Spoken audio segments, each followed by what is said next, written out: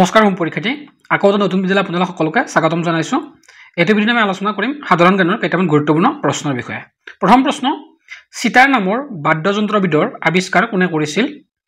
Option কেইটা হৈছে আমিৰ খুসৰু, তানসেন, হৰিদাস, ৰামদাস।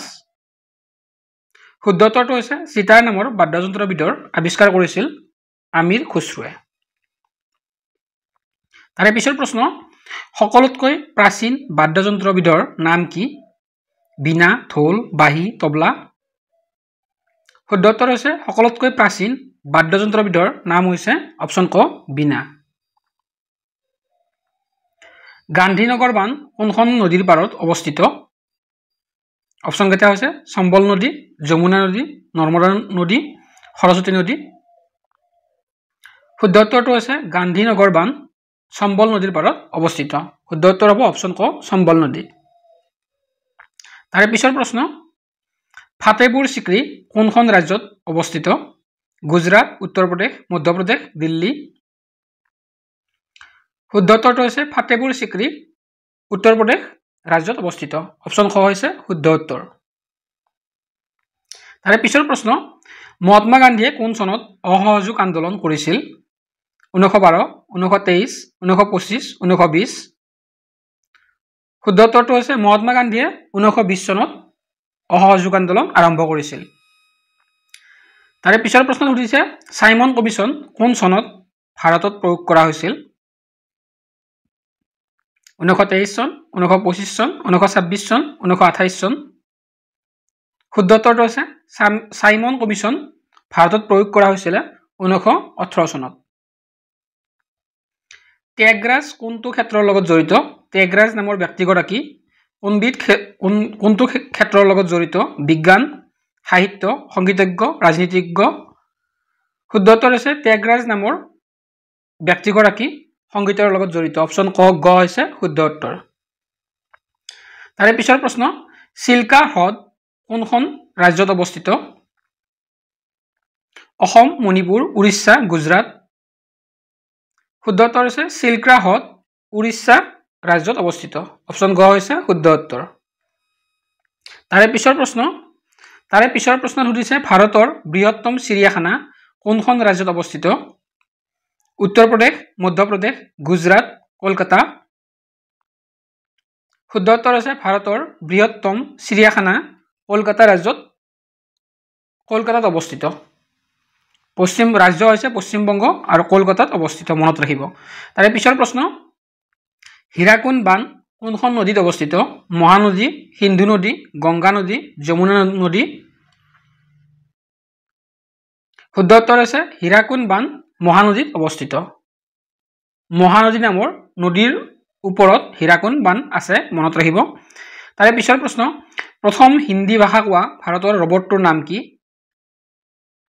হিমাংগী, ৰেশমা, ৰশ্মি, ললিতা। শুদ্ধ উত্তৰ হৈছে প্ৰথম হিন্দী ভাষা কোৱা ৰবটটোৰ নাম হৈছে অপচন খ ৰেশমা। তাৰে পিছৰ প্ৰশ্ন, ভাৰতৰ কিমানখন ৰাজ্যই বাংলাদেশৰ লগত সীমা ভাগ কৰে? 6খন, 7খন, 8খন, 5খন।